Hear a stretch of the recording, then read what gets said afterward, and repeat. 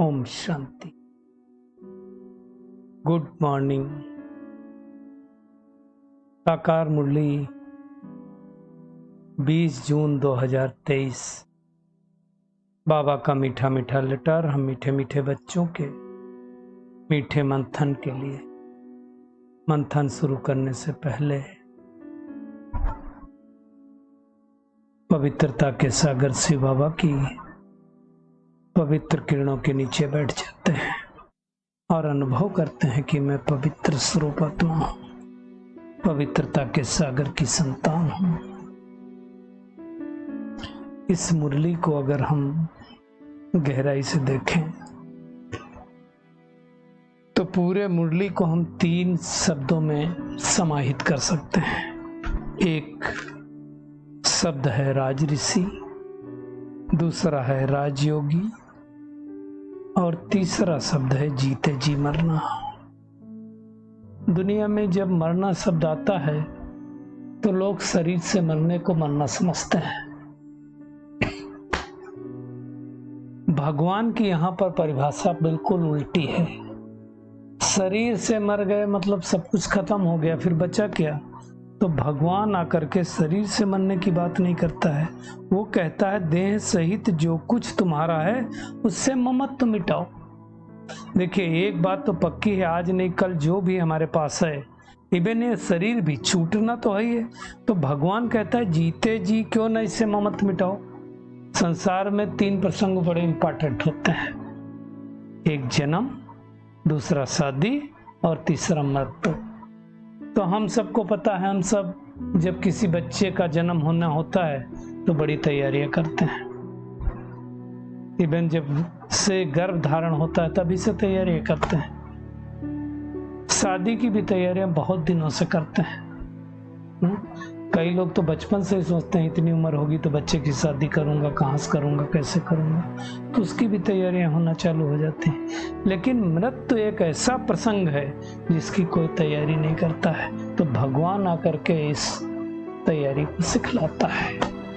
मतलब जीते जी मरना सिखलाता है। और जीते जी मरना अर्थात ममत्व मिटा करके ट्रस्टी होकर रहो, इसको जीते जी मरना कहा जाता है। कहीं किसी ने प्रश्न पूछा था कि दुनिया में आर्ट ऑफ लिविंग सिखाते हैं, आप लोग क्या सिखाते हो? ब्रह्मा कुमारी के किसी भाई बहन से पूछा था, तो बहन ने बड़ा अच्छा जवाब दिया, हम आर्ट ऑफ डाइंग सिखाते हैं। मरना भी डाइंग है, कला है। इसलिए दुनिया में कहा जाता है, गीत भी है, मूवी का गीत है कि हंसते हुए सब आते हैं, रोते हुए सब आते हैं। सारी दुनिया जितने बच्चे पैदा होते सब रोते हैं। हंसता हुआ जो जाएगा वो मुकद्दर का सिकंदर कहलाएगा। तो इस दृष्टि से जब हम जाएं तो मुस्कुराते हुए जाएं। वो कब हो सकता है? जब ट्रस्टी हम होंगे। तो हमें जीते जी मरना अर्थात ट्रस्टी होकर के, इसलिए गीत भी है बाबा का एक, मरना तेरी गली में, जीना तेरी गली में। और अगर मर भी गए तो चर्चा तेरी गली में। कहने का भावार्थ ये है कि देह अभिमान से हमें अपने आप को खत्म करना है, समाप्त करना है। आगे की गीत की इसमें लाइनें हैं, मिट जाएगी हमारी दुनिया तेरी गली में। मतलब भगवान के हम बने हैं तो अब ये संगम युग पर हमारी दुनिया उसी में सिमट जाएगी। आए हैं तेरे दर पे हम जिंदगी लुटाने, तू देखे न देखे, तू जाने न जाने, पूरा करेंगे हम तो वड़ा तेरी गली में। मतलब हम सब कुछ आपकी गली में ही करेंगे। अब भगवान का हाथ पकड़ा तो हम छोड़ेंगे नहीं। दिल से तेरी मोहब्बत कम उम्र भर न होगी, हम तुझ पे मर मिटेंगे, तुझको खबर भी ना होगी। तो हम सब बाबा के जब बच्चे बनते हैं तो ये सब बातें बाबा के लिए है। और मरने के बाद भी चर्चा होगी तेरी गली में। मिट जाएगी हमारी दुनिया तेरी गली में। कहने का भावार्थ है कि हम भगवान के बने हैं तो भगवान के बन के रहेंगे। तो ये है जीते जी मरना। और दूसरा बाबा ने कहा राज ऋषि राजयोगी। अब आप देखो, राजयोगी का मतलब होता है जो अपनी कर्मेंद्रियों का राजा बने। 5 स्थूल कर्मेंद्रियां और 3 सूक्ष्म कर्मेंद्रियां। और राज ऋषि का मतलब है जो राजा तो है लेकिन साथ साथ ऋषि भी है। राजा मतलब अपनी कर्मेंद्रियों का राजा है लेकिन साथ साथ बैरागी भी है, ममत्व तो नहीं है, ट्रस्टी होकर के चला रहा। इसलिए बाबा ने कहा कि कभी भी ये समझो कि हम बाबा के भंडारे से हमारी पालना हो रही है। जो कुछ करो ट्रस्टी होकर के संभालो तो तुम्हें 21 जन्मों का वर्षा मिल जाएगा।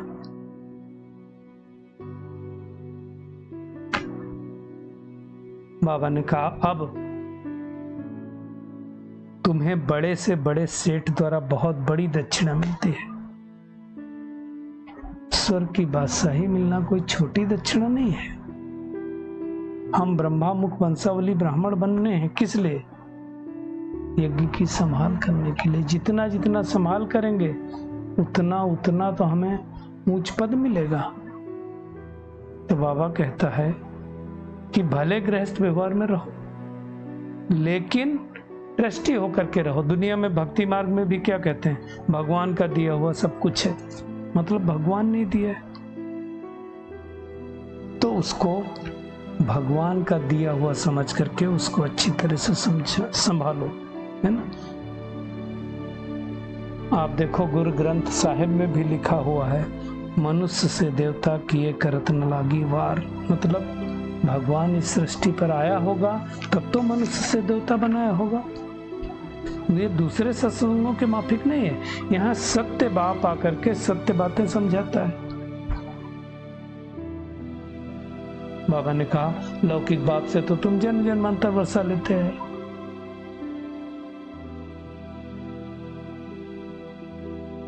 अब लौकिक बाप से वर्षा लो। वैसे देखा जाए तो सतयुग में जो हम लौकिक बाप से वर्षा लेते हैं वो लौकिक बाप का वर्षा नहीं है, वो इस समय की कमाई का प्रारब्ध वहां हम भोगते हैं सतयुग में। तो अच्छी तरह से समझना है। बाबा कहता है लक्ष्य सोप है जिससे तुम पवित्र बनते हो। देवी देवता बनना हमारा लक्ष्य है ना भाई। सतयुग त्रेता का 21 जन्मों का वर्षा पाना अभी ही पारलौकिक बाप से मिलता है। इसलिए बाबा कहता तुम आत्माएं कानों से सुनती हो, क्या करो, अशरीरी बन करके बाप को याद करो। हम अब वास्तव में देखा जाए तो तैयारी कर रहे हैं। कहाँ की तैयारी कर रहे हैं? परलोक जाने की तैयारी कर रहे हैं। बाबा कहता है तुम जीते जी शरीरान प्रस्ती हो, वाणी से परे जाना है। ये शरीर तो छोड़ना ही है। देखो एक ना एक दिन तो शरीर सभी छोड़ते हैं, लेकिन बाबा कहता है मेजोरिटी ज्यादा लोग जाएंगे, है ना। तो हमें तैयारी करनी है ना। बाबा ने भ्रमरी का भी मिसाल दिया। भ्रमरी क्या करती है, जो विष्ठा के कीड़े होते ना, तो उसमें सारे कीड़े उड़ने लायक नहीं होते हैं। अब भ्रमरी आती है तो एक आवाज करती भू भू भू करके, फिर क्या करती है वो भू भू करती रहती, तो जो कीड़ा उसके होते हैं वो उड़ने लगते हैं, आप समान बन जाते हैं भ्रमरी के समान, और बाकी जो कीड़े होते हैं वो सड़ जाते हैं। तो बाबा ने एग्जाम्पल दिया कि जो तुम्हारे देवी देवता घराने का होगा, खानदान का होगा, वो निकलता जाएगा। ज्ञान तुम सबको सुनो लेकिन सब नहीं निकलेंगे, है ना। तो अब बाबा कहता है सारी दुनिया बदल कर कब्रिस्तान होनी है, क्योंकि परिस्थान की स्थापना हो रही है। और जैसे परिस्थान की स्थापना पूरी हो जाएगी ये सृष्टि अपने आप कब्रिस्तान बन जाएगी, है ना। तो निश्चय नशा होना चाहिए कि अभी तक तो हमने बहुत धक्के खाए, अब 21 जन्मों के लिए भगवान हमें धक्कों से छुड़ा रहा है, तो मेहनत करनी है। बाबा कहता है देखो इस ब्रह्मा बाबा का सब कुछ लगाया काम में, उसके द्वारा तो यज्ञ की स्थापना हुई, माताएं अबलाएं अपना जीवन सफल बना रही। तो बाबा कहता तुम भी 21 जन्मों के लिए अपना जीवन सफल बना लो। जैसे दुनिया में कहानी एक सुनाते ना, देखिए स्वर्ग में तो हम यहाँ की कमाई खाएंगे। तो एक कहानी है ना कि जैसे 3 बेटियां थीं, तो हर बेटी को राजा ने पूछा तुम किसकी कमाई का खाते हो? तो एक बेटी ने कहा मैं अपने भाग्य का खाती हूँ। फिर उसकी शादी किसी गरीब के साथ कर दी गई। उसमें दिखाते हैं कि फिर वो बहुत बड़ी हो गई। तो कहने का भावार्थ है इस समय जो हम भाग्य कमाते हैं, जो प्रारब्ध कमाते हैं, जो मेहनत करते हैं, उसी का भाग्य अगले जन्म में 21 जन्मों तक मिलता है। तो भगवान आया ही है हमको 21 जन्मों के लिए बस सही दिन। फिर कई लोगों का क्वेश्चन होता है कि जब विनाश होने वाला है तो भगवान इतने मकान क्यों बना रहा है, इतने बड़े बड़े रिट्रीट सेंटर और सब। तो बाबा ने आज उसका जवाब दिया मुरली में, है ना। बाबा ने कहा कि लास्ट समय आएगा तो सारे बच्चे असलम कहाँ लेंगे, यहीं आकर के रहेंगे, वृद्धि तो होती जा रही है। तो बाबा ने ये भी कहा हुआ है कि वो लास्ट ट्रेन होगी, जिस बाबा के बच्चे को टच होगी वो जाएगा, उसके बाद ट्रेन ही नहीं जाएगी। तो सब बाबा समझा रहा है। बाबा कहता वैसे भी मैं कितने बचड़े बाल वाला हूँ, है ना, ये सब बातें थोड़ी समझेंगे, को तो कोटो में कोई जानेगा, है ना। तो अब बाबा कहता है मामे कब याद करो। इस समय सारी विश्व, सारी दुनिया लंका में है, हर आत्मा शोक वाटिका में है। भगवान आकर के शोक वाटिका से हर शोक वाटिका अर्थात सत्य त्रेता में ले जा रहा है। भगवान हमें विश्व की बादशाही देता है दक्षिणा में, एक छोटी मोटी बात नहीं है। बाबा कहता है तुम्हारे ऊपर है, चाहे सूर्यवंशी बनो चाहे चंद्रवंशी बनो, तुम्हारी मर्जी। बाबा कहता है तुम पूछ सकते हो अगर कल हमारा शरीर छूट जाए तो हम क्या पद पाएंगे, बाबा तो बता देगा। तो अब समय बहुत थोड़ा है। उस समय बाबा ने कहा था अभी तो थोड़े में भी थोड़ा बचा है, इसलिए मेहनत करनी है। तो क्या है टेक होम आज का? एक तो देह सहित देह के सब संबंधों को भूलना है, ये समझना है कि अब हमारी वानप्रस्थ अवस्था है, हमें वाणी से परे स्वीट होम जाना है, अशरीरी बनने का बार बार अभ्यास करना है। दूसरा है 21 जन्मों की बात के लिए अपना हक लेने के लिए पवित्र रहने की प्रतिज्ञा करनी है। सदा श्रीमत पर चलना है, जीते जी मरना अर्थात देहभान से मुक्त हो जाना है। आज का बाबा का वरदान है उड़ती कला के वरदान द्वारा सदा आगे बढ़ने वाले सर्व बंधन मुक्त हो। बाबा कहता है बाप का बनना अर्थात उड़ती कला के वरदानी बनना। इस वरदान को जीवन में लाने से कभी किसी कदम में पीछे नहीं होंगे, आगे ही बढ़ते रहेंगे। कब? जब हम उड़ती कला में जाएंगे, अपने जीवन में बाप के वरदान को यूज करेंगे। अगर बाबा कहता है बाप का साथ है तो हर कदम में हम आगे ही हैं। हम खुद को भी संपन्न बनाएंगे, दूसरों को भी संपन्न बनाएंगे, रुकावट का अनुभव नहीं होंगे। हमारा जो पुरुषार्थ चल रहा है ज्ञान मार्ग में, हम आगे ही बढ़ते जाएंगे। ऐसे बच्चे किसी के बंधन में नहीं रुक सकते। ये थोड़ी कहेंगे ये बंधन हो गया ना, हमेशा उड़ती कला का अनुभव करेंगे। बंधन आते ही हैं हमें पावरफुल बनाने के लिए, तो इस स्मृति से हमें आगे बढ़ते जाना है। स्लोगन है जिनके पास सर्व शक्तियों का स्टॉक है प्रकृति उनकी दासी बन जाती है। तो कई लोगों का अनुभव है बाबा के घर में कि सुनामी आया, उनको उछाल के ले गया। 2 मंजिल के ऊपर एक या 3 मंजिल पे एक खिड़की थी, उसकी विंडो पकड़ लिया, सुनामी नीचे चली गई, विंडो पकड़ के लटके रहे। काफी देर बाद कोई आया छुड़ा के ले गया। तो जाको राखे साइया मार सके ना कोई बहन भी है। चलिए परमात्मा किरणों के नीचे बैठ जाते हैं और अनुभव करते हैं मैं उड़ती कला के वरदानों में पलने वाली बंधन मुक्त आत्मा हूँ, वाणी से परे जाने वाली, अशरीरी बनकर एक बाप को याद करने वाली फोटो में कोई आत्मा हूँ। पुरानी दुनिया पुराने देह से ममत्व मिटाकर ट्रस्टी बनने वाली सच्ची सच्ची राजसी राजयोगी आत्मा हूँ।